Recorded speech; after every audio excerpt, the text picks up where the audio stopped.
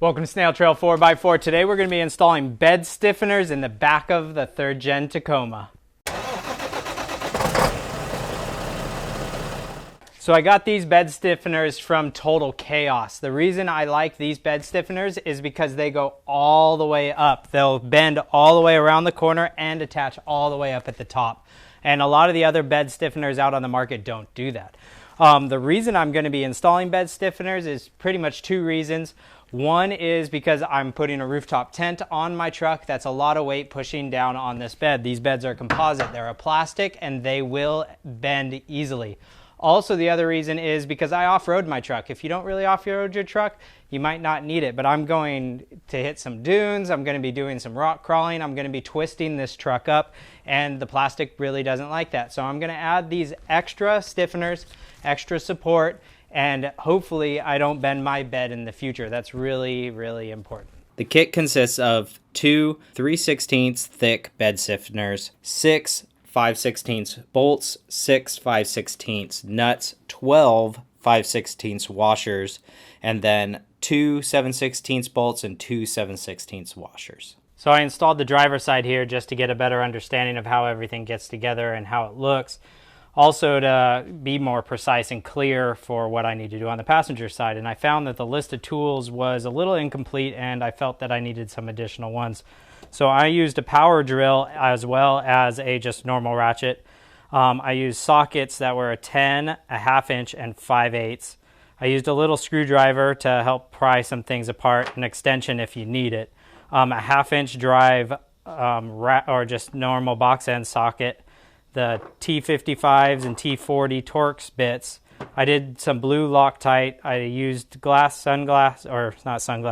eye protection, the 5/16 drill bit, the drill, and of course some gloves. And so those are the things that I used to get that side together. So let me show you how to put this together here on the passenger side. So the first thing I do is I zip out these 10mm bolts right here on the ends. There's 1, 2, 3, and 4. You don't need to take them all out, but we do need to pull 1, 2, and 4 out. We leave number 3. I didn't need to pull that one. I meant to pull this guy. This is the one you want to pull. So this one, and then number 2 and number 4 on that side. The 2 and 4 are the ones that are going to be holding in your tail light. So just make sure that when you zip those out that your tail light stays in place. It shouldn't really go anywhere. Oops. Shouldn't really go anywhere because it's stuck in there with 2 tabs. So now what we need to do is we need to pull out the taillight. You can just hold underneath the taillight here, and I kind of grab in this area. Just wiggle it back and forth, and it should pop out.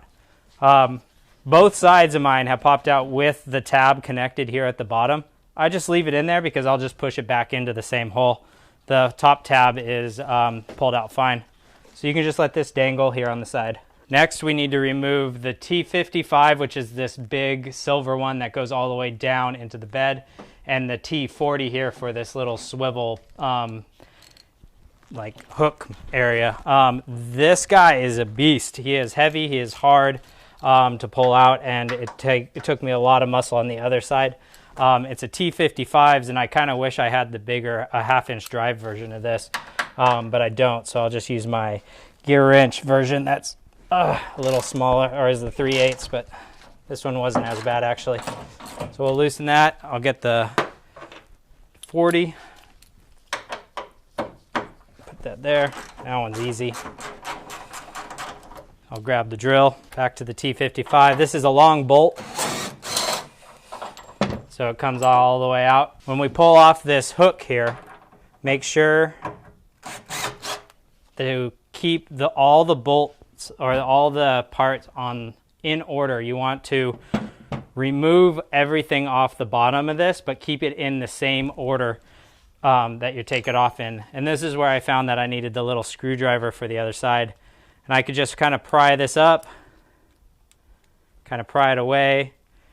And then what I did was I could twist the plastic piece off that's on there. That plastic piece is holding everything on. It's kind of like a lock washer onto the threads. And so it's just this little plastic piece. So we're going to lay those out. It's nice and easy. So it goes then the washer, then the lock washer, then the spacer. And then this you're not going to reuse, so you can just set that to the side. All right, so now it's time for assembly. The first one I like to do is the provided hardware, the 7/16 bolt. So we're going to put that through the hole that is going to be where that hook was. Remember that this outer bar, the one that's perpendicular to the bed, needs to be closest to your cab. It shouldn't be the other way around where it's facing towards the tailgate. You want it closest to your cab. So what we do here is we are going to use the 7/16. We're going to stick that through. Then we put these in the same exact order as we took them off. The big washer, the lock washer, the flat washer, and then the plastic washer that holds everything together. So now you can line all that up. Oh, I'm going to put a little bit of thread lock on there. And then we'll just stand this up and put it down into place.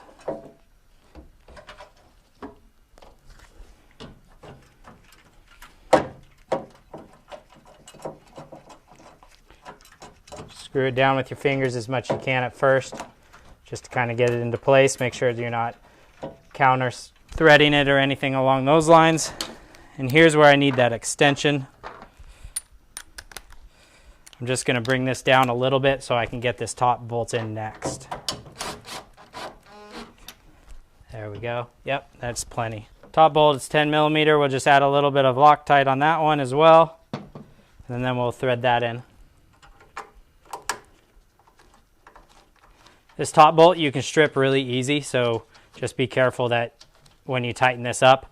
I'm going to do that one by hand and not with the Makita. Blue Loctite to this bottom side, the big one, and we'll slide that into place. There we go. And we'll thread that down. And then we'll zip it down.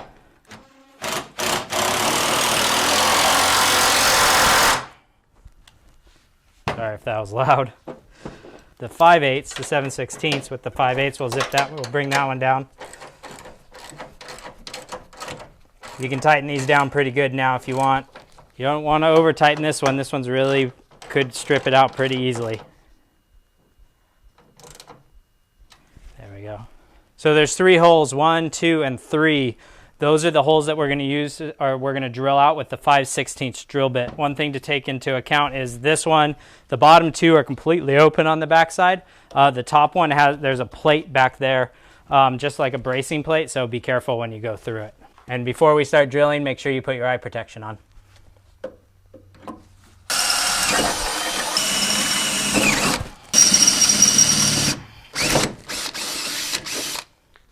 Okay, now I'm just going to put some spray paint here on the backside to kind of clean up or protect myself from any rust that I might possibly get.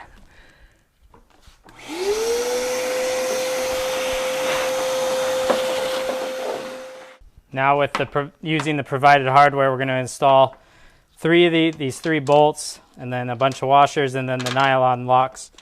We're going to add a washer to one side. We're going to stick that through the hole. And then a washer and a nylon lock on the back side. These are 1/2-inch nuts and 1/2-inch bolts on each end. And this is where I found that I needed that 1/2-inch box end wrench. Came into play here pretty well. I'm going to tighten these up by hand, just a little torque here, just to make sure that they're nice and tight. All right, the last little step here is just to slide this light back into place. Line up the 2 posts that were in there that snap into the 2 little sections.